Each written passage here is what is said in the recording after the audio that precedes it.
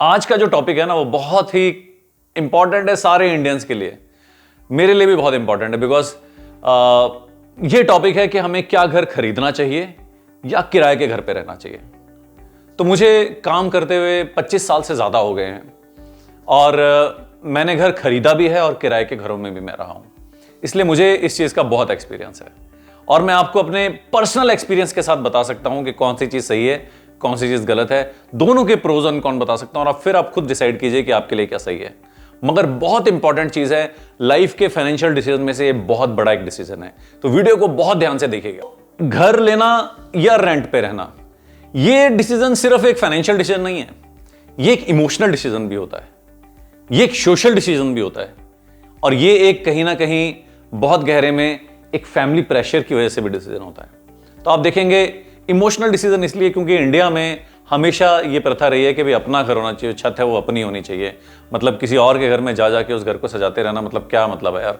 अरे तुम्हें इतना टाइम हो गया यार काम करते हुए, अभी तक अपना घर नहीं खरीदा तुमने। बहुत बड़ी मिथ है ये। और दूसरा जो एक फाइनेंशियल डिसीजन इसलिए बड़ा है क्योंकि जब आप घर लेते हो छोटी इन्वेस्टमेंट नहीं है। ऐसा नहीं कि आपने आज लिया, गाड़ी की तरह नहीं है कि आपने आज ली फिर बेच दी फिर दूसरी ले ली फिर वो बेच दी, किसी वो सेकंड हैंड में ले ली, ऐसा नहीं है। आई थिंक घर लेने का डिसीजन एक बहुत बहुत बहुत इंपॉर्टेंट फाइनेंशियल डिसीजन है।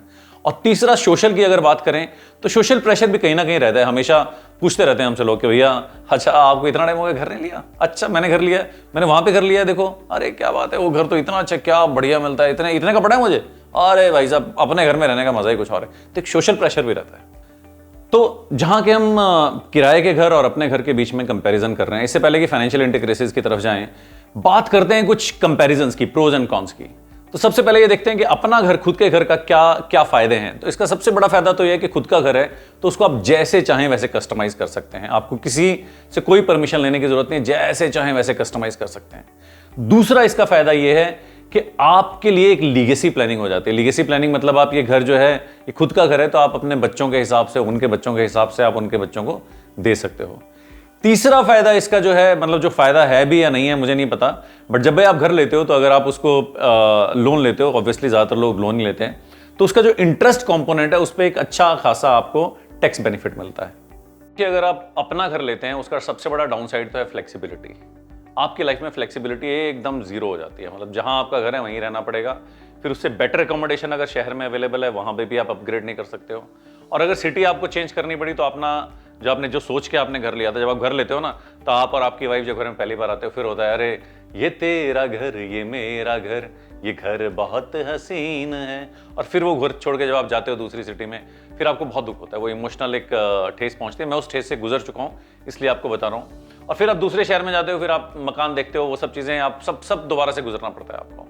एक और जो अपने घर का डाउन साइड है वो ये है कि मान लीजिए आप दूसरे शहर में चले गए, आप अपने घर को किराएदार के पास दे रहे, तो किराएदार आपके घर को किस तरह से रखेगा इसकी कोई गारंटी नहीं ली जा सकती। क्योंकि मैं खुद इस प्रॉब्लम से जूझ चुका हूं कि अब किराएदार आगे वो इस तरह के आए कि मतलब सोसाइटी में उन्होंने न्यूसेंस क्रिएट कर दिया, घर के अंदर बहुत ज़्यादा चीज़ों में मतलब मेंटेनेंस क्रिएट कर दी, उसका कुछ नहीं कर सकते हो आप। और दूसरा, आप अगर आप दूसरी सिटी में हो तो आपको कहीं ना कहीं या तो आपके कोई रिश्तेदार आसपास रहते हैं उनके ऊपर डिपेंडेंट रहना पड़ेगा, अगर वो भी नहीं है तो आपको सिर्फ और सिर्फ ब्रोकर के ऊपर डिपेंडेंट रहना पड़ेगा।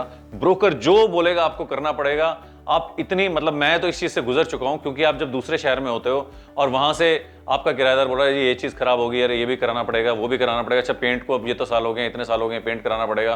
फिर बोला अच्छा मैं तो किराया छोड़ के, अब तो मैं किराया नहीं बढ़ा सकता, मुझे छोड़ के जाना पड़ेगा, चलो जाओ भैया। फिर वो छोड़ के चला गया, फिर दूसरा किराएदार आ रहा है, फिर आप फोन पे बात कर रहे हो, फिर देख रहे हो अच्छा यार ये अच्छा है कि नहीं है, क्या करता है नहीं करता है, पहले वाले की तो ये दिक्कत थी, इसकी ये दिक्कत तो नहीं आएगी।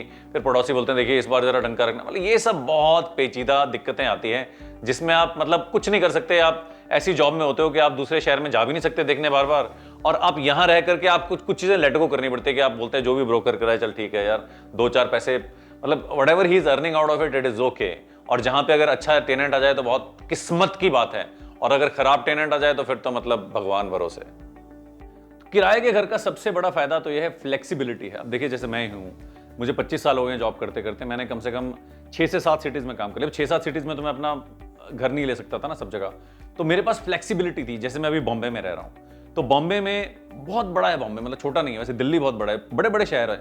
तो बड़े बड़े शहरों में अगर आपने घर एक अपना कहीं पे ले लिया, आपका ऑफिस तो फिक्स नहीं है, आपका ऑफिस चेंज भी हो सकता है कल को, तो किराए के मकान में हमेशा ये फ्लेक्सिबिलिटी रहती है कि आपको ऑफिस के पास लेना है, ये किसी पर्टिकुलर सोसाइटी में लेना है, वो सोसाइटी नहीं पसंद आई कल को आप चेंज करके किसी और सोसाइटी में चले गए, आपने एक लग्जूरियस कहीं किसी अम्यूनिटीज़ में कहीं पे मकान लिया जहाँ पे हर चीज़ अवेलेबल है, और फिर आपको लगा कि किसी और सोसाइटी ने उससे भी बड़ी लग्जरी जो है वो क्रिएट कर दिया है, तो आप वहाँ पे भी शिफ्ट कर सकते हैं। तो आप बिना ज़्यादा पैसे खर्चे सिर्फ किराया दे करके आप वो हर लग्जरी ले सकते हैं जो कि शायद बहुत ज़्यादा पैसा दे करके खरीद के मकान को आप ले सकते हैं। सो आई थिंक फ्लेक्सिबिलिटी, लग्जरी, और दूसरा आपको टेंशन की जरूरत नहीं है। जैसे आपके घर में कुछ लीकेज हो रही है, कहीं कुछ कोई पाइप लीक हो गई, कहीं कुछ हो गया, सोसाइटी की टेंशन, सोसाइटी की पॉलिटिक्स, इन चीज़ों की कोई दिक्कत नहीं है, क्योंकि आपको ये सब चीज़ों की दिक्कत आ रही है तो आप घर चेंज कर लो। अगर आपका खुद का घर है तो आपको इन सब उलझनों से खुद जूझना पड़ेगा।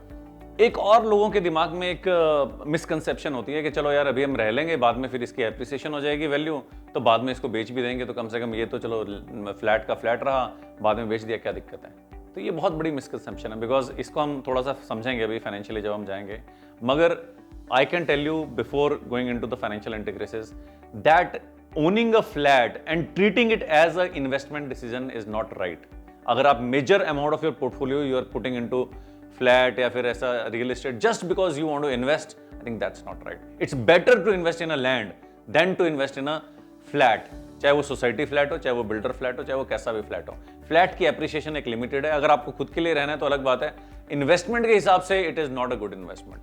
अब मैं इसी घर की बात कर लेता हूं जहां पे मैं रह रहा हूं। इसकी अगर मुझे खरीदना हो इस घर को तो ये तकरीबन 2.5 करोड़ का आएगा, और इसका रेंट जो है वो मैं 55,000 दे रहा हूं। तो कंपेयर करते हैं, अगर 55,000 मैं मंथ का रेंट दे रहा हूं तो साल का रेंट मैं दे रहा हूं तकरीबन 6,60,000।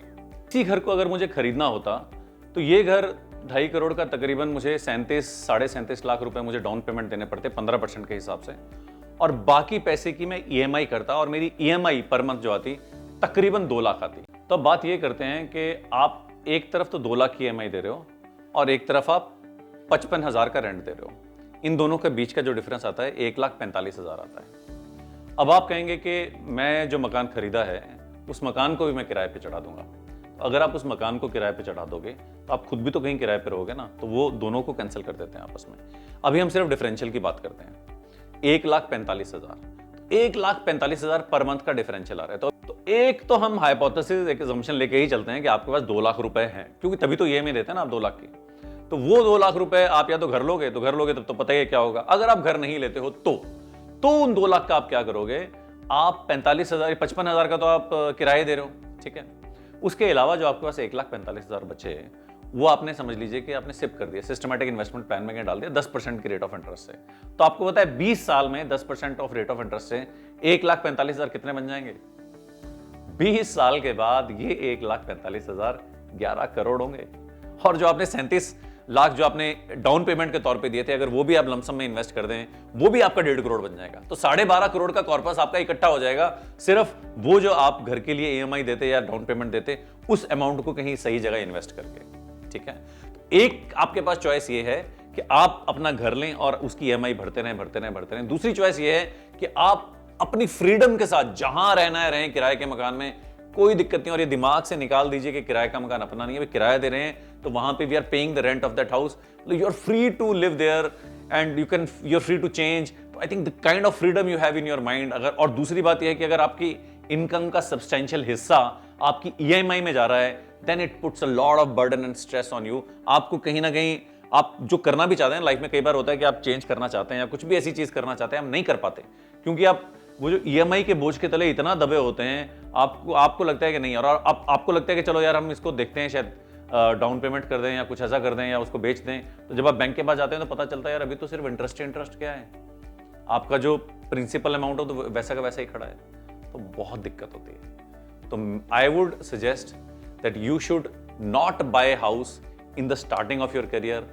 Late the starting years of your career, you please let your self enjoy that freedom which you get in a rented accommodation, और धीरे धीरे I think you can take this decision at the age of 35 or 40 or possibly 45, and तब तक पता नहीं life dynamic है, हो सकता है कि आपके पास इतना सारा पैसा अचानक से बीच में आ जाए किसी भी डायमेंशन से, किसी भी इनकम स्ट्रीम से, कि आप शायद आपका प्लान ही चेंज हो जाए। या फिर ऐसा भी हो सकता है कि आप by that time your thinking change so much और सोसाइटी चेंज सो मच, और या फिर घर इतने अपग्रेड हो जाए कि आपको लगे कि यार अच्छा ही हुआ नहीं लिया। सो आई थिंक वेट, बट एक चीज गलती मत करना कि आपने भैया वहां पे 55,000 का तो ले लिया रेंट पे, जो 1,45,000 बचे थे उसमें आपने लाइफस्टाइल में खर्च कर दिया सारे पैसे और सेविंग कुछ नहीं की। So I think that's the worst decision you can do.